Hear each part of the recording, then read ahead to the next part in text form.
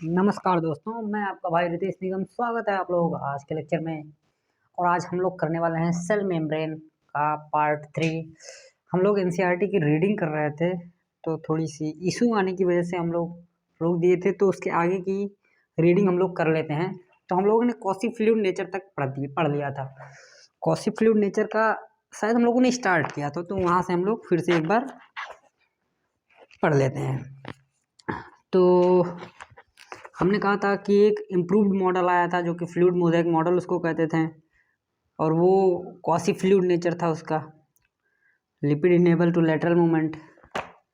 जैसे improved model आया, कोई एक इम्प्रूव्ड मॉडल आया था, इम्प्रूव्ड मॉडल उसे कहते हैं हम लोग fluid mosaic model. Fluid mosaic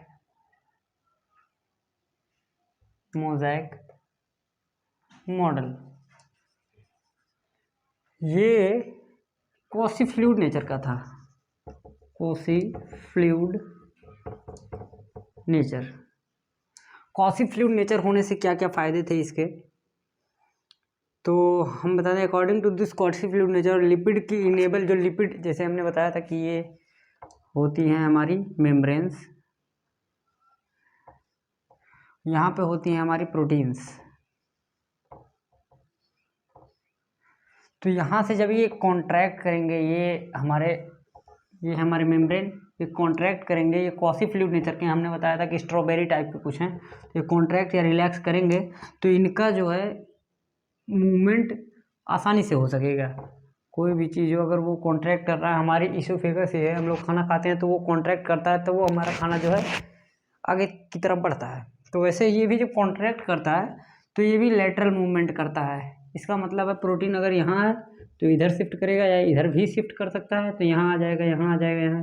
यानी कि प्रोटीन जो है लेटरल मूवमेंट करती रहती हैं। क्वासी फ्लूइड नेचर से ये इम्पोर्टेंट है, क्वासी फ्लूइड नेचर का ये इम्पोर्टेंस है।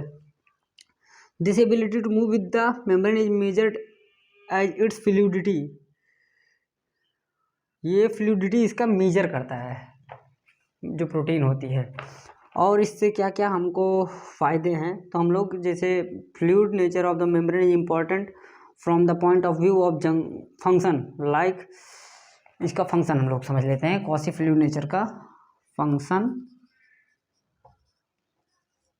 Quasi fluid nature, quasi fluid nature का फर्स्टली तो ये सेल ग्रोथ में, सेल की ग्रोथ में, सिक्रेशन में, ये यहाँ तक कि रिप्रोडक्शन है नहीं है, सेल डिवीजन। हाँ, इसके लिए रिप्रोडक्शन ही होगा। Cell division, endocytosis, cell division के लिए भी रिस्पॉन्सिबल होता है। सेल डिवीजन, एंडोसाइटोसिस, और क्या बच रहा है कि सिक्रेशन हो गया, इंटरसेलुलर जंक्शन, इंटरसेल्युलर जंक्शन। तो सेल ग्रोथ, अगर हमारा कुछ मेम्ब्रेन कुछ इस तरीके से है, तो ये ग्रोथ के लिए अगर इसको पूरा एक्सपेंड कर दें हम लोग, तो कुछ इस तरीके से हमको दिखेगा। तो सेल ग्रोथ के लिए भी रिस्पॉन्सिबल होता है। सिक्रेशन यानी कि अब इसमें यहाँ से कोई मॉलिक्यूल अगर आउटसाइड जाना है तो यहाँ से बड़ी आसानी से जा सकता है। और सेल डिवीजन भी इसी से, जैसे कि ये है समझ लीजिए, तो ये यहाँ से ग्रुप बना लेगा, ये इनर की साइड मूव हो जाएगा, इसे ग्रुप बोलते हैं। ये सेल की डिवीजन के लिए भी रिस्पॉन्सिबल है। और यहीं पे एंडोसाइटोसिस अगर हम देखें, कोई भी एक ऑर्गेनिज्म है वो अगर सॉलिड को इनटेक करता है तो वो होता है फाइगोसाइटोसिस, और लिक्विड को, एंडोसाइटोसिस दो तरीके के होते हैं, फाइगो और पिनोसाइटोसिस। तो सॉलिड को अगर इनटेक करता है, समझ लीजिए सॉलिड है, सॉलिड इसको इनटेक करेगा तो ये होगा फाइगोसाइटोसिस, फाइगो। और ये है लिक्विड, इसको करेगा तो पिनोसाइटोसिस, पिनोसाइटोसिस। तो एंडोसाइटोसिस ये होता है। अब यहाँ पे कोई है मॉलिक्यूल, इसको इनगल्फ करना चाहता है, इनटेक करना चाहता है, तो यहाँ से बनाएगा ये कुछ इस शेप का और इसको कर लेगा इनटेक। यहाँ पे होता, फिर वो धीरे से यहाँ से ऐड होता है, ये आ जाता अंदर मॉलिक्यूल। तो आई होप आपको समझ में आ रहा होगा। समझ लीजिए ये है, यहाँ पे है हमारा मॉलिक्यूल जिसको इनटेक करना है। ये और आगे बढ़ेगा, ये और आगे बढ़ेगा, ये हो जाएंगे अटैच, ये हो जाएगा अंदर। ये होता है एंडोसाइटोसिस।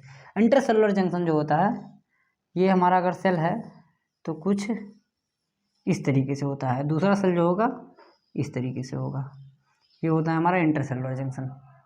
तो आई होप आपको इतना समझ में आया होगा। इसके आगे की जो है पढ़ाई आगे करते हैं।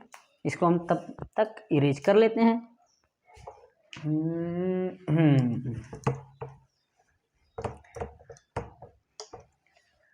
टॉप क्लास के शॉर्ट नोट हैं भाई ये। दिल ने ये कहा है दिल से, शॉर्ट नोट मिल गए हैं रितेश से। हाँ तो आगे, one of the most important function of the plasma membrane. हाँ, प्लाज्मा मेम्ब्रेन का जो मोस्ट इम्पॉर्टेंट फंक्शन है उसको हम लोग देखेंगे। समझ लीजिए हमारा प्लाज्मा मेम्ब्रेन। अब प्लाज्मा मेम्ब्रेन में अगर मॉलिक्यूल लेके आना है या फिर लेके जाना है तो एक होता है सिंपल डिफ्यूजन। हमारा सिंपल डिफ्यूजन हो गया। सिंपल डिफ्यूजन कब होगा? जब मॉलिक्यूल जो है, ये है अगर मॉलिक्यूल, ये होगा नॉन पोलर, तो यहाँ होगा सिंपल डिफ्यूजन। सिंपल डिफ्यूजन होगा नॉन पोलर जब होगा। यहीं पे होगा फैसिलिटेटेड डिफ्यूजन। फैसिलिटेटेड डिफ्यूजन कब होगा? जब होगा